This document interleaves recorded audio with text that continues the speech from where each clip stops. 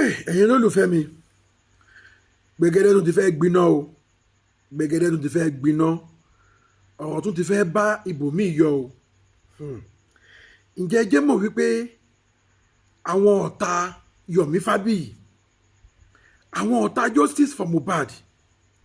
wọ́n máa tún ti dìde ogun sí Yomi Fabiyi o yà bí mo ṣe lè pé náà nìyẹn àwọn ọ̀tá Justice for Mohbad wọ́n tún ti dìde ogun sí Yomi Fabiyi ẹ gbọ́ ẹ̀yin olólùfẹ́ mi ṣé bí Yomi Fabiyi bó ṣe ń tú àṣírí àwọn tó mọ̀ nípa ikú Mohbad ṣé kò dàbí torí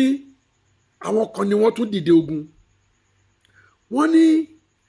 Yomi Fabiyi ó ti ń go deep jù Yomi Fabiyi ti ń kọjá ayé ẹ̀ Yomi Fabiyi ti ń tú nǹkan tí kò yẹ kó tú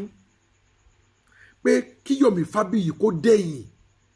kó padà pé ṣé ọmọ ẹ̀ ni Mohbad tó kú ni àbí ẹbí ẹ̀ ni Mohbad tó kú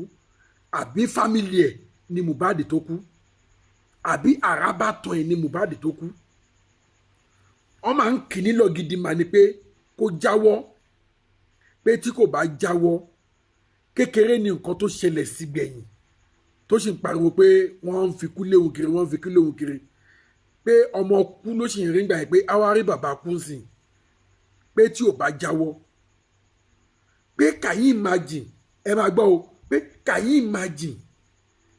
àwọn ọ̀rọ̀ tí àwọn ti gbàgbé àwọn fídíò táwọn ti gbàgbé àwọn voice note táwọn tiẹ̀ ti gbàgbé òun ni Yomi Fabiyi tún wá ń hu jáde ẹ jọ̀ọ́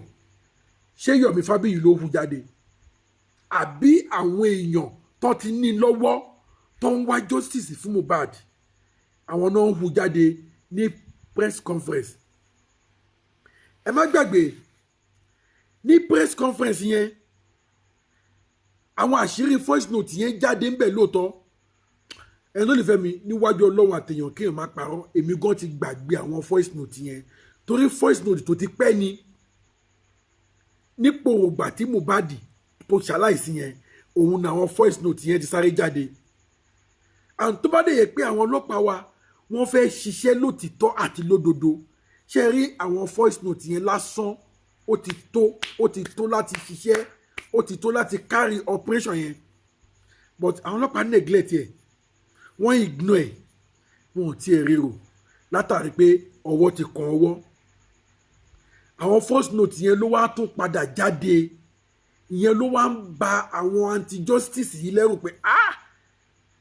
látàrí press conference tí Yomi Fabiyi ṣe ló tún jẹ́ kí àwọn voice note yìí jáde o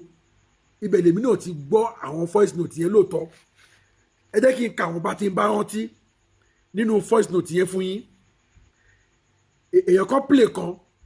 níbi tí Mohbad ti sọ pé ẹ jọ̀ọ́ ẹ má jẹ́ kí n kú ẹ jọ̀ọ́ ẹ má jẹ́ kí n kú ẹ jọ̀ọ́ ẹ má jẹ́ kí n kú èèyàn kan tún play kan tí Mohbad ti sọ pé níbo ni fóònù mi kejì wà tí mo fi ń ṣe WhatsApp ó lọ tọ́jú fóònù mi àbí tẹ́ ẹ bá pa mí tán nǹkan tó wà nú ẹ̀ lẹ fẹ́ fi go against mi ṣé ń gbọ́ ẹnìkan tún play kan níbi tí Mohbad tún ti ń sọ wípé aṣọ tí mo sọ pé mi ò wọ̀ mọ́ òun ló wá ń gbé sí mi lórí ṣé o fẹ́ pa mí ni àbáyé ẹ fẹ́ bàjẹ́ ni mo ní mi ò wọ aṣọ yìí mọ́ o tún wá ń gbé sí mi nígbèrè tí n bá ti sùn ṣé o fẹ́ pa mí ni àbáyé ẹ fẹ́ bàjẹ́ ni èèyàn kan tún play kan níbi tí Mohbad sọ pé Wùmí tó bá bìlífù pé o lè pa mí tó o bá pa mí ẹ ti ń ṣe tipẹ́ eléyìí lẹ máa fi ṣe àṣemọ àwọn ẹbí mi á dìde gbogbo àwọn ọmọ Nàìjíríà wọ́n máa dìde actually tẹ́yìn náà bá ń gbọ́ àwọn voice note yẹn lóòótọ́ ó máa retrieve memory yín back pé Mohbad ti sọ̀rọ̀ kó tó jáde láyé òun gan ti rí fìrìfìrì kú òun gan ti mọ̀ pé nǹkan fẹ́ ṣẹlẹ̀ ṣe rí àwọn voice note yẹn lásán ó tó evidence fún àwọn ọlọ́pàá láti fi wá justice fún Mohbad ẹni olùfẹ́ mi ẹ jọ̀ọ́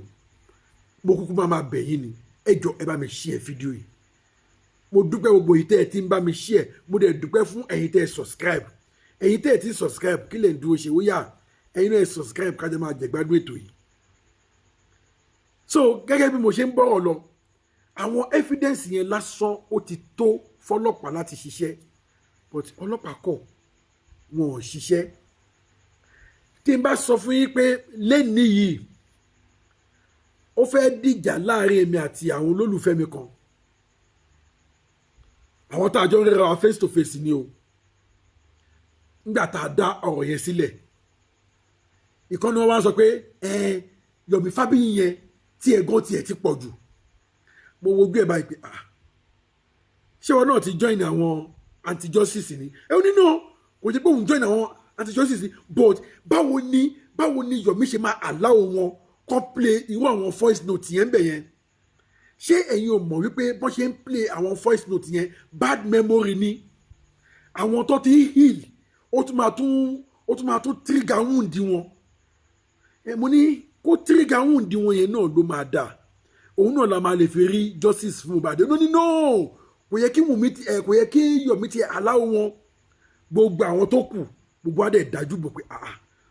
ó dàbẹ̀ pé ọ̀rọ̀ ti join ní anti-justice can you imagine ṣe ẹlòmíì kan máa ń sọ̀rọ̀ ignorantly bóyá àwọn tó máa ń behave bẹ́yẹn bóyá àwọn tó máa ń sọ̀rọ̀ bẹ́yẹn bóyá wọn ò bímọ ni I don't know àbí wọn ò mọ fálù ọmọ àbí àṣàlì sọ pé dìgbà tí iná ọmọ bá jóyàn kan rí kó tó mọ fálù ọmọ because tí n bá gbọ́ bẹ́ẹ̀ lòmíì ṣe ń sọ̀rọ̀ ńgbà mi máa wò pé ó dàbí pé wọ̀nyí ò kì í ṣàbíamọ àbí iná ọmọ ò tí ì jó ẹrí àṣàlì máa gbàdúrà pé kí iná ọmọ jó àwọn kan tó mọ fálù ọmọ àbí kí iná ọmọ jó àwọn kan tó lè wá justice fún ọmọ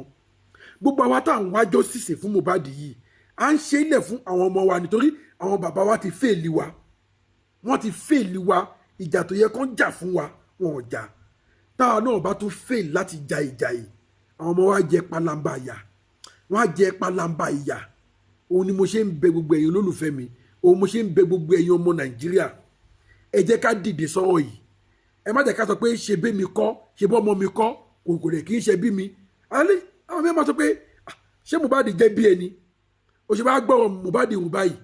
ṣó jẹ́ fámìlì ẹni ṣó dìgbà tó bá ṣe ẹ̀ jẹ́ fámìlì kan nu wa ká tó ṣe ẹ̀ jà fún gbogbo ìjà tá à ń jà yìí Mohbad kọ́ là ń jà fún o Mohbad ti lọ́ntì ẹ̀ Mohbad kọ́ là ń jà fún àwọn ọmọ wa là ń jà fún pé kí irú ẹ̀ má tún ṣẹlẹ̀ mọ́ ká má tún máa rí kú ọmọdé mọ́ ká má tún máa rí àwọn kú òjijì mọ́ àwọn ikú àìtọ́jọ́ àfẹ́mọ́ òun ni ìjà tá à ń jà Mohbad ti lọ́ntì ẹ̀ ó ń gbọ́ wa bá a ṣe ń sọ̀rọ̀ yìí but àwọn ọmọ wa tó kù kí wọ́n ẹ̀ má lè ṣẹlẹ̀ sí wọn ẹni lólùfẹ́ mi ẹ gbọ́ ṣé bí Yomi Fabiyi ṣe ń tẹ bọ́tìn tó ń put more effort lórí ká lè rí justice fún Mohbad ẹ gbọ́ ṣé ẹ̀ṣẹ̀ ni ẹ jọ̀ọ́ ẹni lólùfẹ́ mi èmi ò mọ èrò ọkàn tiyín ẹ jọ̀ọ́ mo fẹ́ kẹ́ bá mi fi èrò ọkàn yín hàn lábẹ́ comment section ṣé kí Yomi Fabiyi jáwọ́ lóòótọ́ torí èmi gẹ́gẹ́ bí ẹnìkan mo support Yomi Fabiyi 100% but ẹni olùfẹ́ mi ò mìíràn kan tí ṣé kí Yomi Fabiyi jáwọ́ torí pé kí ni wọ́n tún ti ń dúnkokò mọ́ báyìí sí wọ́n ní kó jáwọ́ wọ́n ní because press conference tó ṣe òun ló tún mú àwọn voice note yẹn jáde ẹ ti ẹ̀ wo bí tí Mohbad tètè ti ń ṣe ìpè tó ń ṣe ìpè rabirabi àdúrà ò lè ṣàmì o ẹ wo bí gbogbo àwọn tó wà ń bẹ̀ ṣe ń ṣàmì àdúrà ò lè ṣàmì o ẹ wo bójú àdúrà ṣe tó kọ́rẹ́ lọ́wọ́ nígbà tó mọ̀ wípé òun wà ń bẹ̀ nígbà tí ìṣẹ̀lẹ̀ yìí ṣẹlẹ̀ ìyá ẹ̀ dẹ̀ ń wọ́n èpè ṣé rí Mohbad yẹn skọ́nskọ́n ti wà lórí ẹ̀ skọ́nskọ́n ó ti wà lórí ó dẹ̀ pé títí èèyàn bá ti ṣe oògùn jù ń gbà míì oògùn máa ń dàyàn láàmú oògùn tó ṣe ó ti ń dà láàmú ẹ̀yin lólùfẹ́ mi a ò ní rí jù báyìí lọ lórí ọ̀rọ̀ Yomi Fabiyi against justice for Mohbad táwọn èèyàn tún ní kó dákẹ́ pé kó jáwọ́ kó nínú justice for Mohbad ẹ jọ̀ọ́ ẹ bá mi fi èrò ọkàn yín hàn lábẹ́ comment section kẹ́ẹ̀dẹ̀ bá mi share fídíò yìí bákan náà kẹ́ẹ̀ bá mi subscribe sí Ẹlẹ́yẹlé Global TV ẹ ṣé gan ẹ̀yin olólùfẹ́ mi ẹ ṣé gan mo dúpẹ́ lọ́wọ́ yín tí n bá tún gbọ́ any information mi ò ní hesitate láti wá mú fún yín ire o thank you.